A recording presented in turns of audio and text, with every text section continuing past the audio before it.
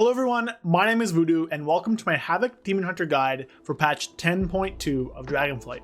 Havoc Demon Hunter got a complete rework in this patch, so in today's video I'll be going over everything you need to know to play Havoc Demon Hunter in patch 10.2. That includes talents, gear, rotation, stats, embellishments, consumables, and much more so that you guys will have the best output on your Havoc Demon Hunter. Before we get to that though, make sure you like the video, comment, and subscribe. Most of the people who watch this video will not be subscribed, so if you enjoy it or find it useful, or just want more Demon Hunter content in general, make sure you hit that subscribe button and help me reach 10k subs. With that though, let's jump into the video. Now let's talk about talents. Before you get your Tierset in 10.2, this is the build you're going to want to be playing for Raid. This build doesn't take any of the glaive things, which is pretty much the biggest difference, and passed down through things like Inner Demon, Improved Chaos Strike, and stuff that you won't be taking when you get your Tierset just to fill out points. Once you get your Tierset, you want to swap over to this build. This build drops stuff like the Inner Demon node, as well as some of the nodes in the top left of the tree, to pick up the glaive nodes such as Accelerated Blade, Furious Throws, and Soul Scar. These talents together deal a lot of damage in single target and low target cleave, and really make the Tierset powerful where otherwise it wouldn't be.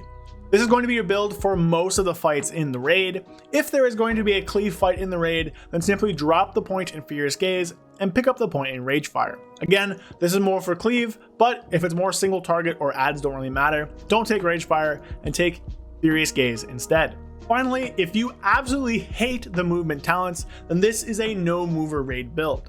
This build is roughly 3% behind the best build in terms of single target, which realistically is not that bad and is a lot closer than it has been in the past. This build drops all of the Fell Rush talents and picks up some of the talents like Blind Fury, the Chaos Strike talents, and things like Serrated Chaos Theory in order to bridge the gap between having the movement talents. Again, this is worse, but if you don't like the movement talents, then go ahead and play this one. In terms of Mythic Plus builds, realistically, you're going to play a build that's very similar to Raid. This is the main build for Mythic Plus, with this 1 point Essence Break being a flex point.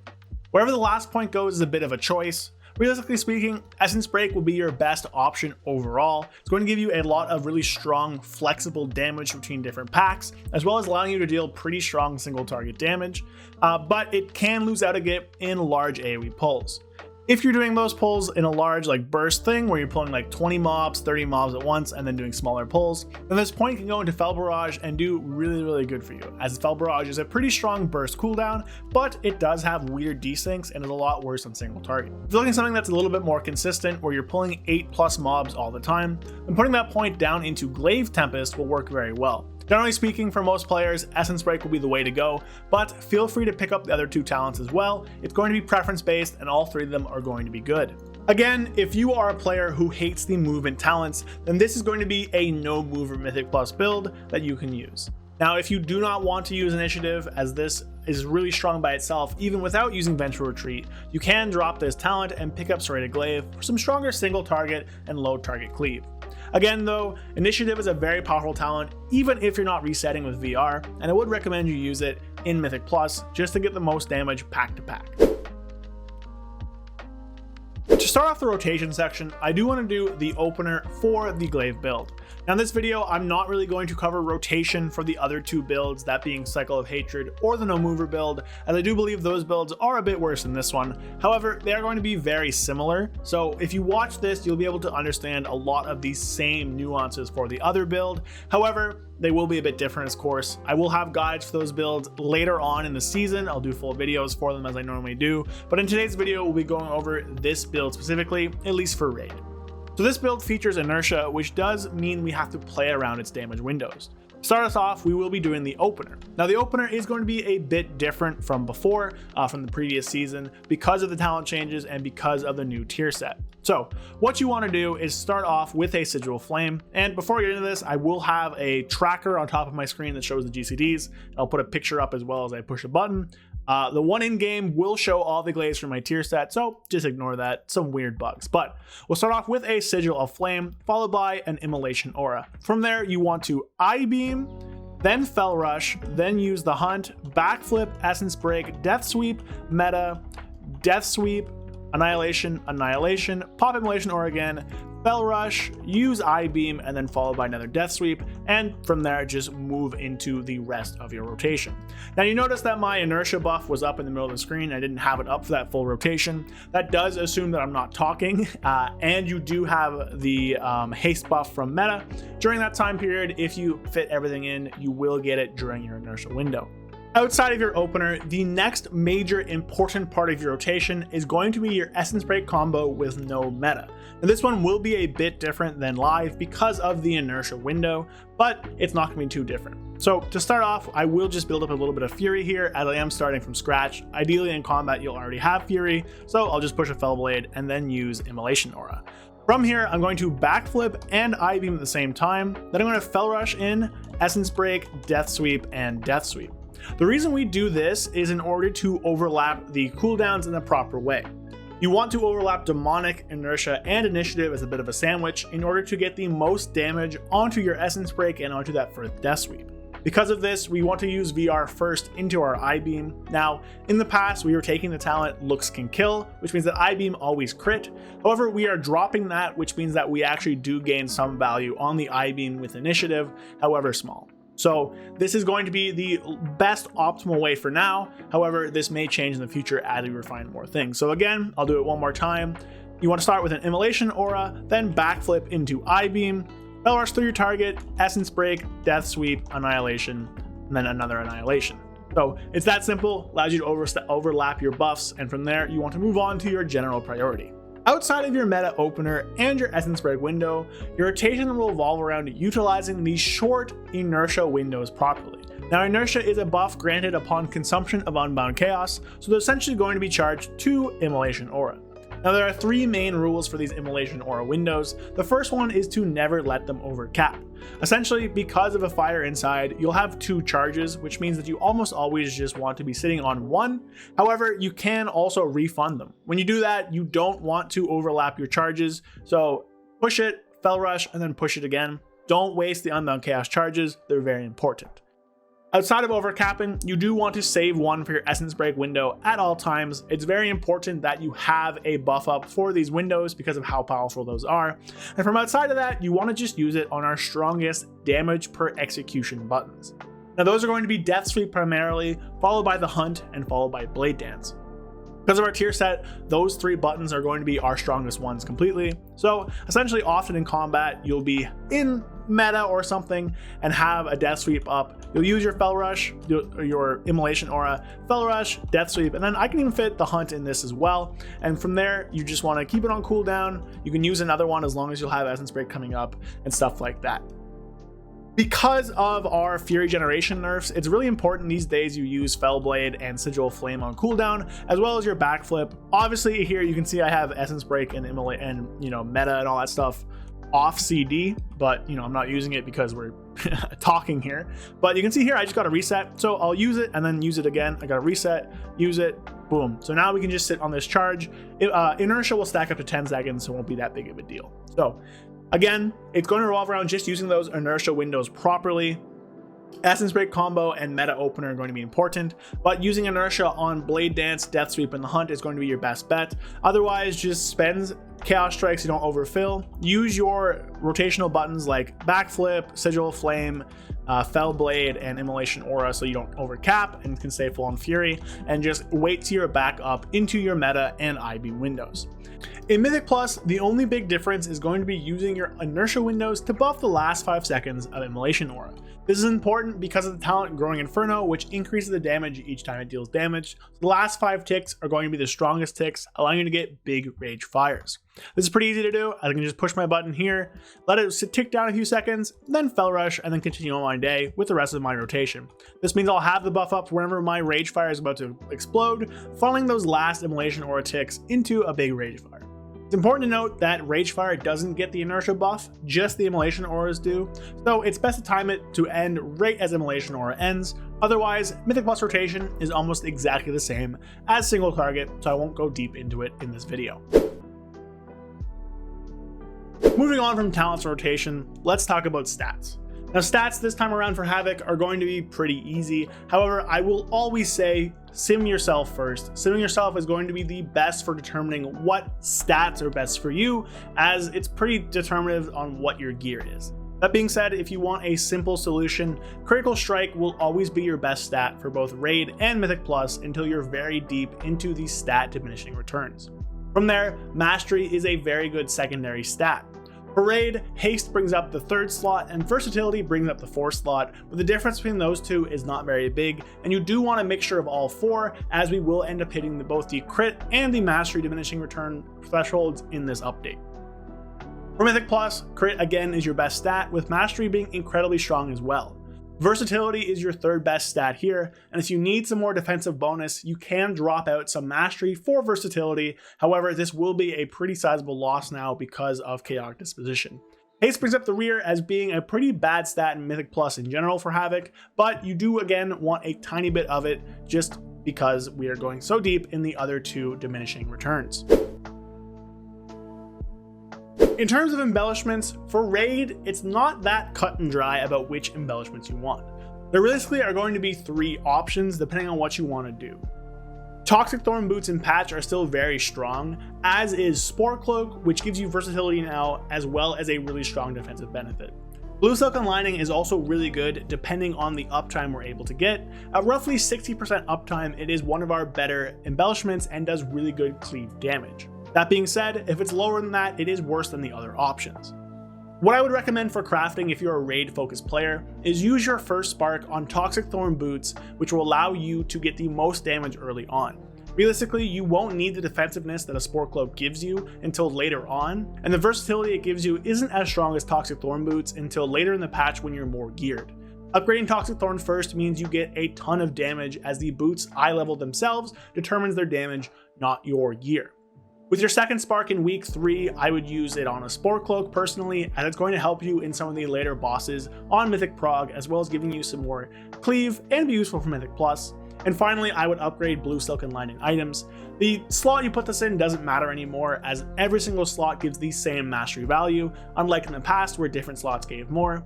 These can be good later on in farm when you have higher uptime of the buff, or on fights where there's just not as much damage, or you need a lot of cleave.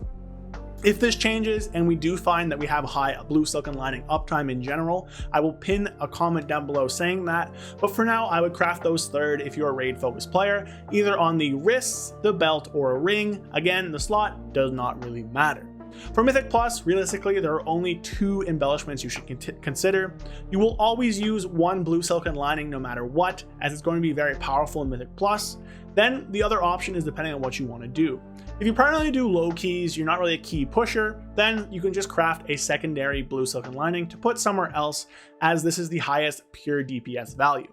However, Spore Cloak is only a little bit behind a second Blue Silken Lining and provides a ton more survivability. So if you ever consider doing higher keys or pushing keys above your comfort level or at the upper ends of what you're capable of doing, I would recommend grabbing a Spore Cloak, as the survivability way outweighs the very minor, and we're talking like point percentage here, like 0.3% DPS loss from equipping one Blue Silken Lining and one Spore Cloak. Now let's talk about gear. For Raid, your best trinket by far is going to be Cataclysmic Signet Brand, which drops off of Smolderon, the 7th boss in the instance. This is a passive trinket which causes a dot to go on the target, stacking up over time and increasing the damage done. Above 5 stacks, it also deals damage to you, and at 15 stacks, enemies near your target also suffer some of the damage.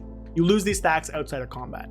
This is very powerful and is by far our best trinket for the entire raid, and honestly can be pretty good at Mythic Plus if you get it to stack up and stay stacked up. This trinket's really powerful and you just gotta get it. It does do some damage to you, which is pretty negligible, but it is important to keep in mind. From there, our second best trinket, supposedly, is going to be Witherbarks Branch. This drops from the Everbloom dungeon, and at 489 is one of our best trinkets available. The reason this is good is because it's an on-use Mastery Amp trinket, which you pair up with meta using it before the I-beam of your opener. The thing here is you do have to game it a bit, as it spawns 3 orbs around you. To do so, all you want to do is use it, move left to pick up this orb, then pick up this orb, and then let the last one just come to you naturally. These stacks increase your mastery per stack, and by getting a new stack, you actually extend the duration, giving you the most uptime on this trinket. If you don't want to do this or find it's not useful or viable in raid, then simply swapping this trinket out to the snake trinket, Coiled Serpent Idol, which drops from the third boss in the instance, can be good and is roughly only like 2000 DPS behind or around there. So this is our third best trinket. It's just a single target proc trinket that deals damage. Nothing really to think about. It's very passive and very easy to do. Mythic Plus, the trinket options are a lot more varied. You're going to want one of 3 on-use trinkets to pair with your meta. Generally speaking, Witherbarks branch, the one we used in single target, is going to be very, very good and probably the best option. However, it does require you to game the branch's orbs a little bit.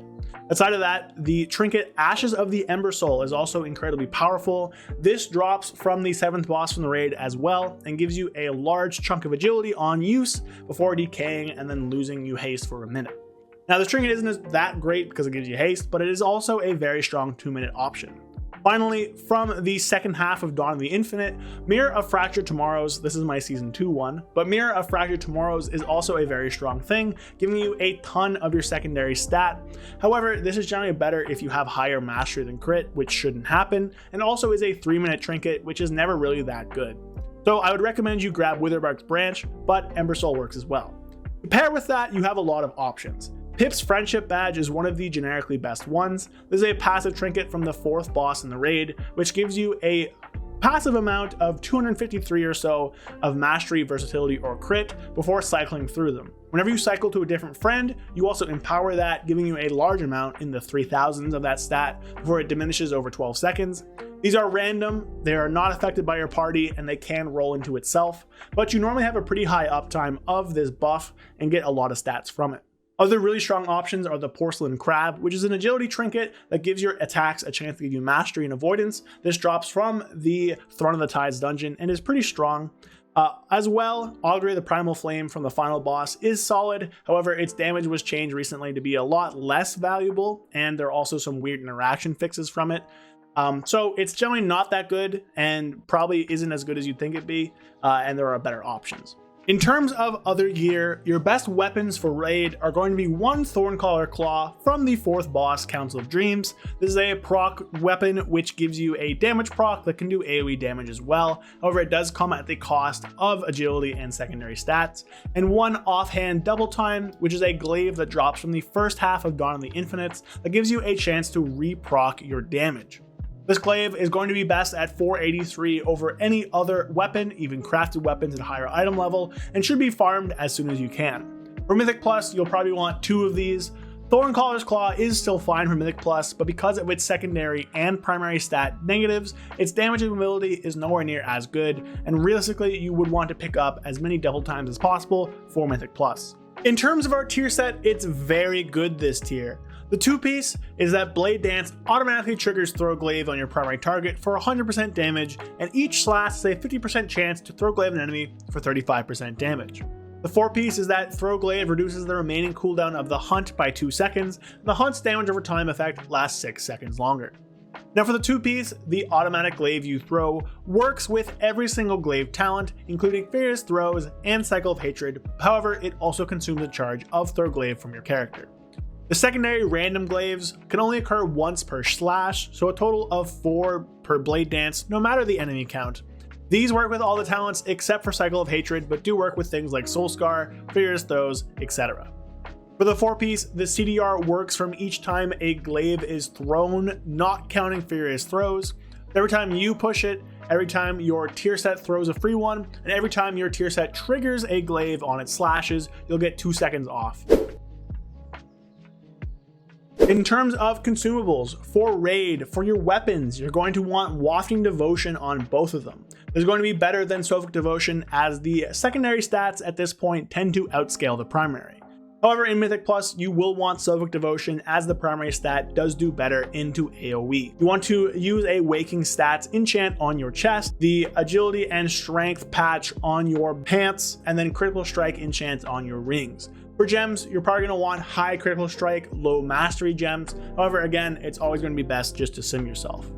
For consumables, you're going to want to use the Iced File of Corrupting Rage as your file. You're going to want to use Buzzing Runes for your runes. And finally, you're going to want to use Thousand Bone Tongue Slicer for your food. That is going to be it for my quick guide for Havoc Demon Hunter in 10.2. If you have any questions, feel free to drop them down below. However, I will do my best to answer them, but I am actually in the middle of a move as the time this video comes out. If you're watching this in the future, I've already moved into my new place, but for the week this comes out, I will be a little bit on lesser access to the internet, but will do my best to answer when I can. Again, I'll have more videos in the future doing deeper dives into different parts of Havoc Demon Hunter like I normally do, so subscribe to the channel if you want more Havoc Demon Hunter or Demon Hunter content in general, as I will be doing some vengeance stuff and maybe some survival stuff, as that's going to be my alt for the patch.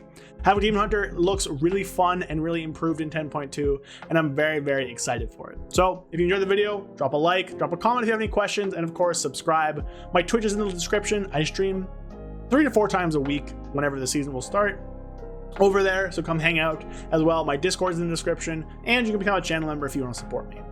Thanks again for watching the video. Thanks again for all the people in the Havoc Demon Hunter Discord who helped me with this, and I'll see you guys next time. Good luck in 10.2 and good luck in the future of Havoc Demon Hunter. Peace. A big thank you to all my channel members. Thank you to Andrew Keenel, Payne, Latand, Period, Brad Wisniak, Zuligan, Oxclamation, It's Bulk, and Howley. Thank you all of those people. You guys are great and appreciate the support you're giving me. If you want to support the channel and get a few cool perks in the meantime, click the link in the description. Brings you to a place where you can learn more about becoming a channel member. Thank you all so much. Thank you for watching the video, and I'll see you guys later. Peace.